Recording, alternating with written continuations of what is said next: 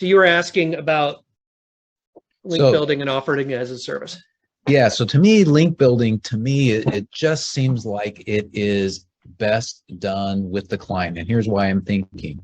It seems like some of the most valuable ones are obviously when you can provide something to the client, to this other website, so that they would bring you a link back. And so to me, it almost seems like there's two main phases. One ends up being the initial reach out, which can be offloaded. But then after that, it's almost like I've got to almost offer up my client and their expertise to say be interviewed on a podcast or to start exchanging information with somebody. Because if I look at it from, if I want to have a link, if I'm going to allow a follow link to another somebody who asks me to do that, they've got to provide something really valuable. I want to have a relationship with that person or that company and not work with another SEO company who's just doing it. And I see why. Does that make sense? Does that question make sense? Yeah, and in the documentation for link building and Curious Dance, we talk about a couple of factors, which is, one of them is, okay, link building, when we do it according to Google guidelines, we don't pay for links, right? That's against the rules. We don't pay for a link. But something of value must be exchanged to get a link. Now, does that mean just because there's not a monetary value, it's within Google's compliance? Probably not. But, we still have to, there has to be a reason for someone to take their time out of their day to link to us. Exactly. And maybe, so like one of the tactics we use frequently is a branded link building strategy, right? Where we're like looking for who talks about our clients. And if someone mentions our clients, we contact them and say, hey, thank you for mentioning our client. Would you change it to a link? Well, the answer is, what's in it for me to take time to do that? And so Yusuf has developed kind of this conversation of, hey, would you help? We think your users would have benefited from changing that to a link. And when you put it in terms of helping their users, because their users would want to learn more about whoever they're talking about, then sometimes that's the value that they get for in this case, a very low effort changing a link. What would you say about that, Yusuf? Well, I would say this tactic wouldn't work on any client. I think it depends, because sometimes, well, I'm trying not to say names, but for instance, the client we have, they feel a little bit like they will benefit from linking to our client because their readers would like to know more about them because they were involved in the article.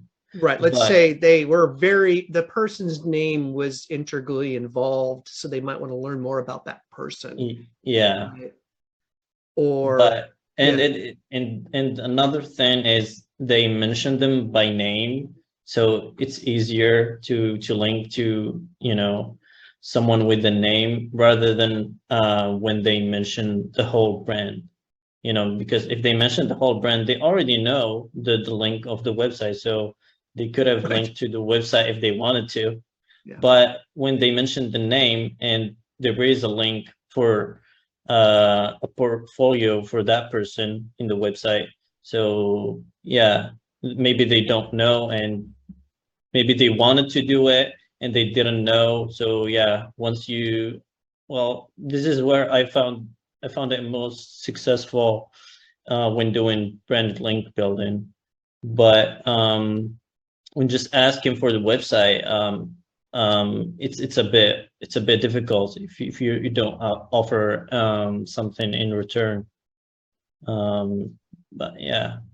When you got started, you would just simply say, hey, would you change it to a link? And I think you got a lot of no answers, or ignored.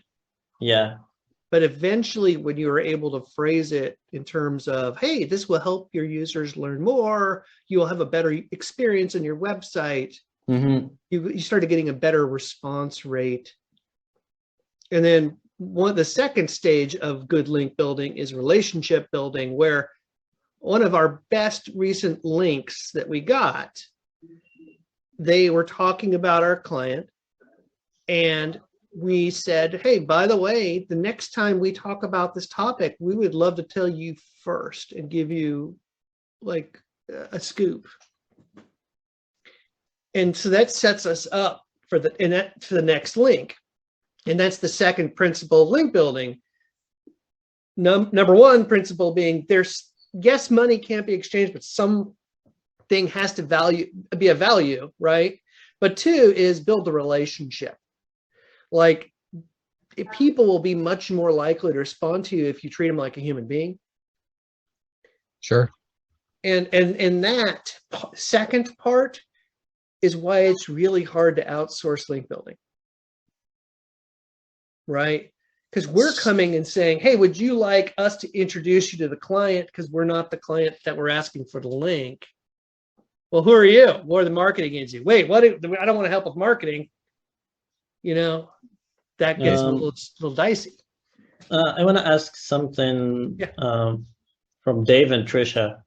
Yeah. When we say build the relationship, does that make any sense? Like, does that feel like the steps, what to do, or do you think there needs to be an article for this, like what we mean by making these relationships, and maybe some steps on how to make these relationships based on my experiences, of course?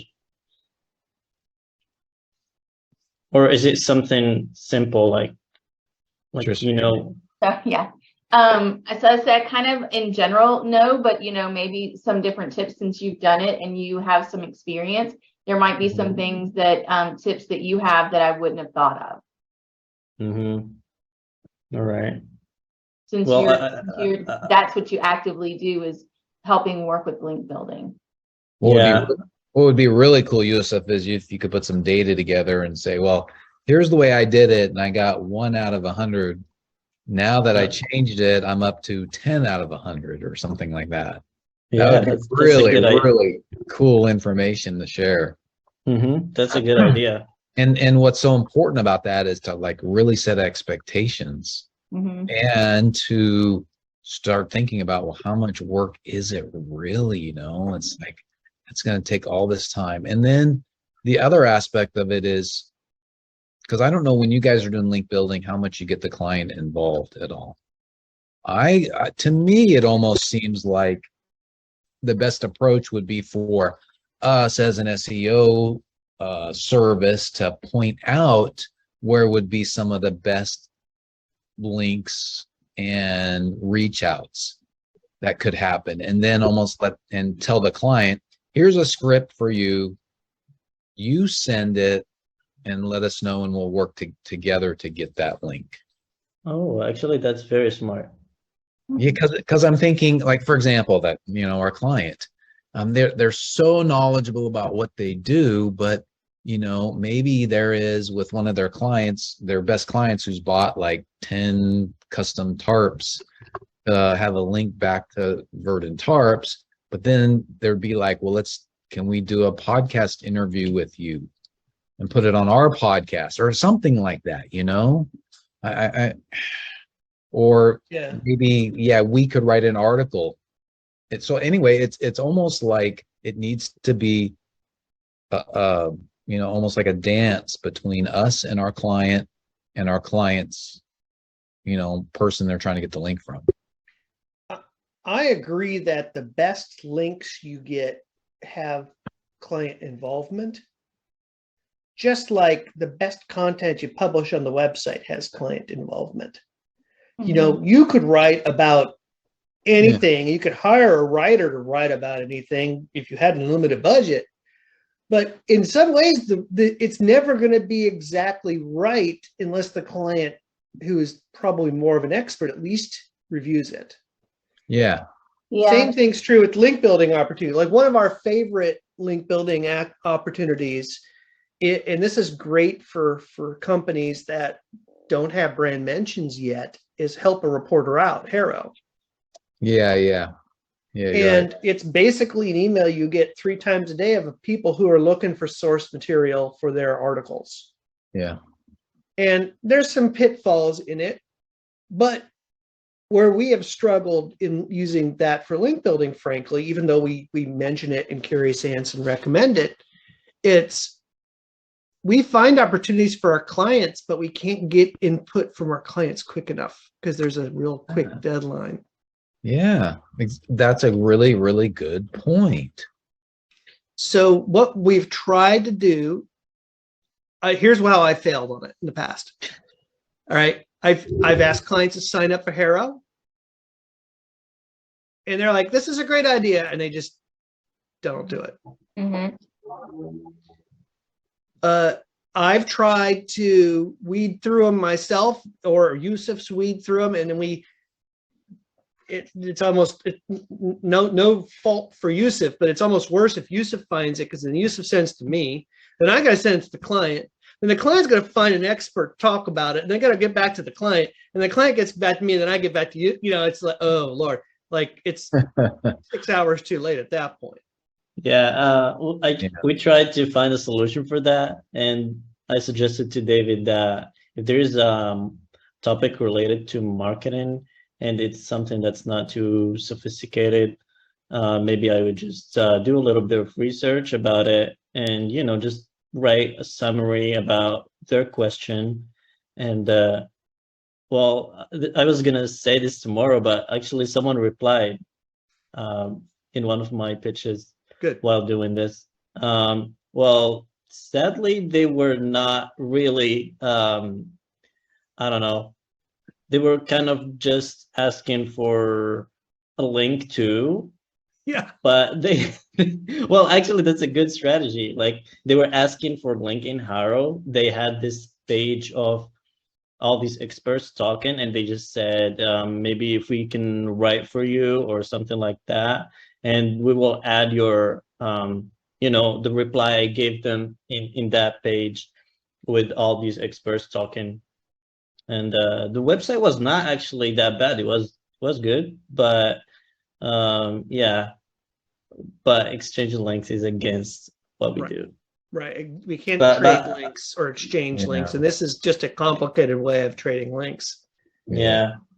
But one of the ways that we're trying to experiment with, and we're trying to roll this out to one of our clients, we haven't been able to do it yet, but the next iteration of this is have the client sign up for Haro. They don't have to look at it. Yusuf looks at it, and when he finds an opportunity for them, sends it to them. They, because they're a subscriber on Haro, can immediately reply to the pitch, because that's one of the real tricky parts of this.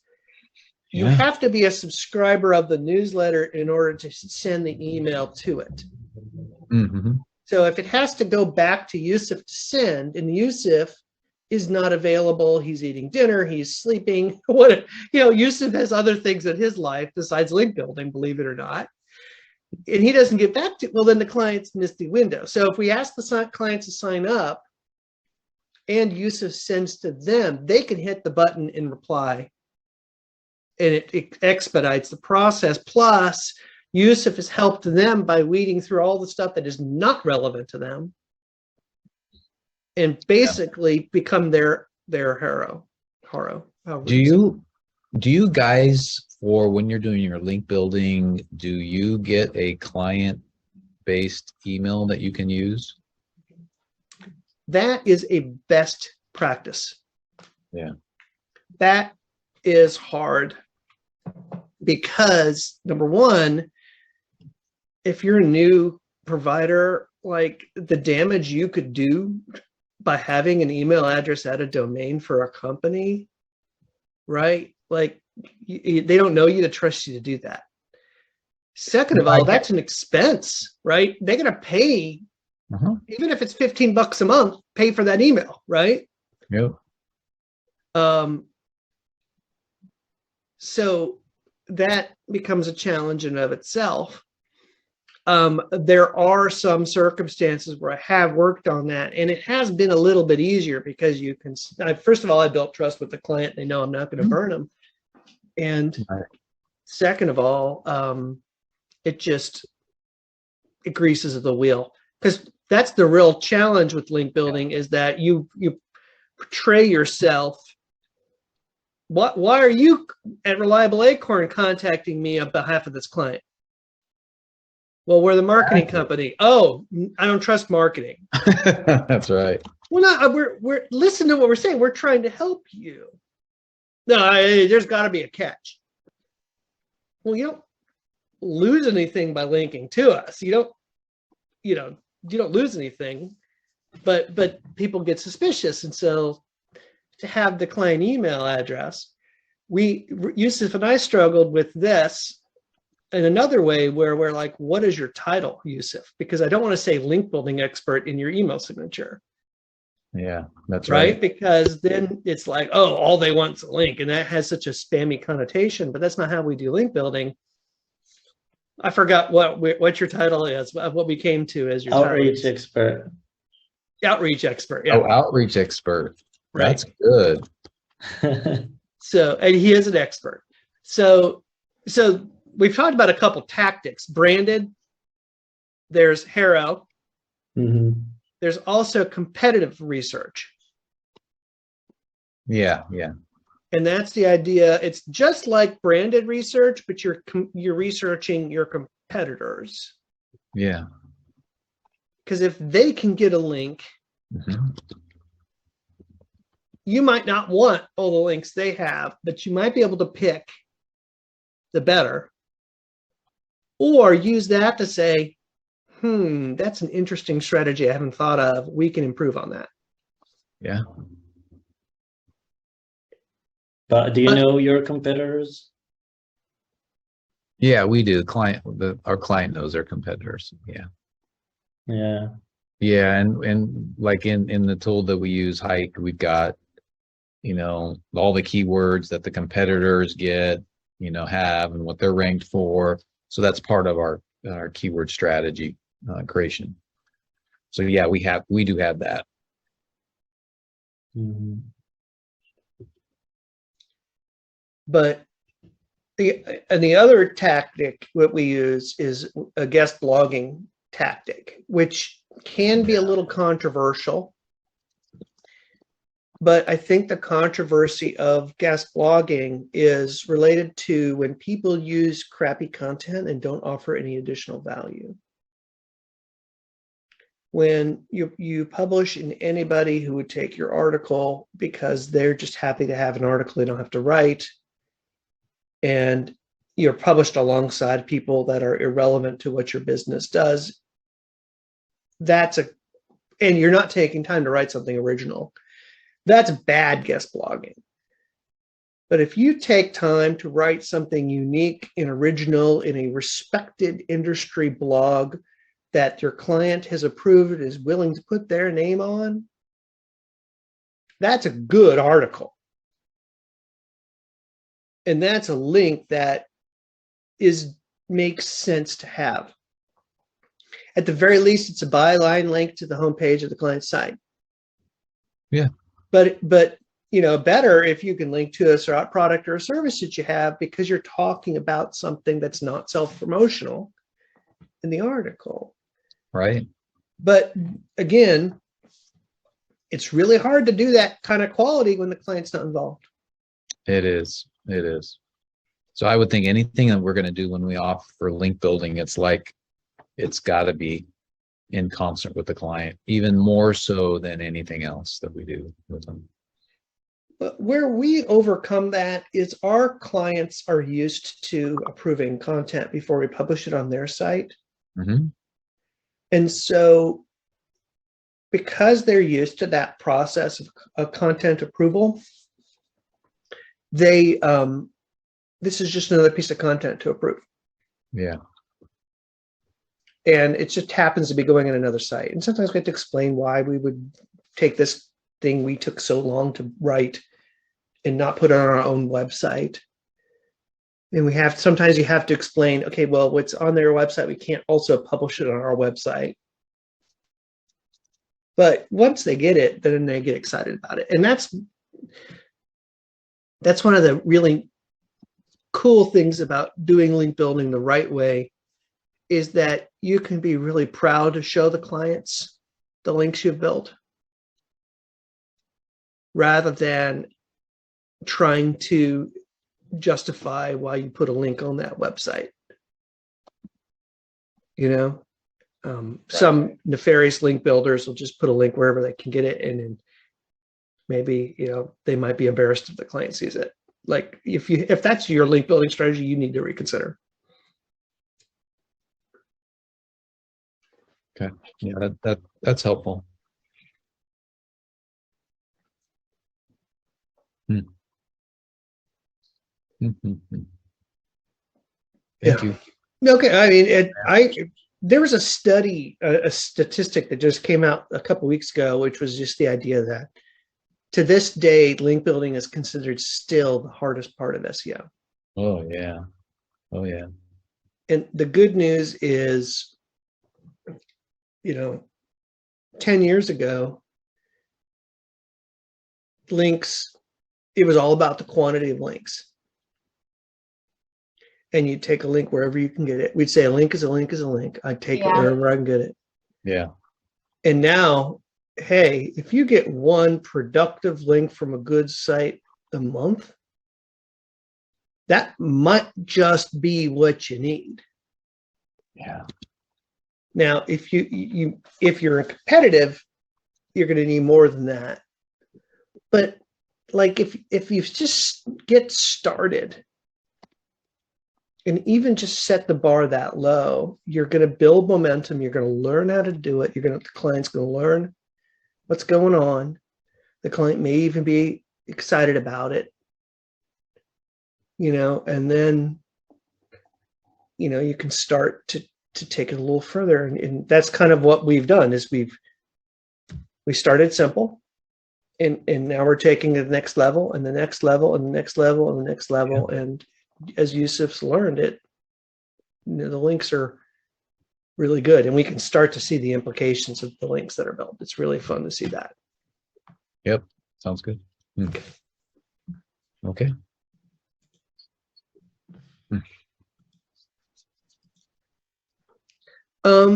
Yeah, I think there's a lot with things on SEO, it changes all the time, and like what worked 5-10 years ago doesn't work now. Like you said, now it's quality over quantity, right, for links. And the same is for citations, Right.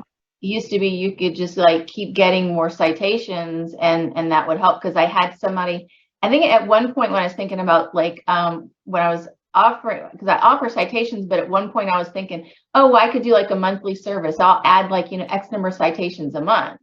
And then when I was looking at it, I was like, that's not helpful anymore.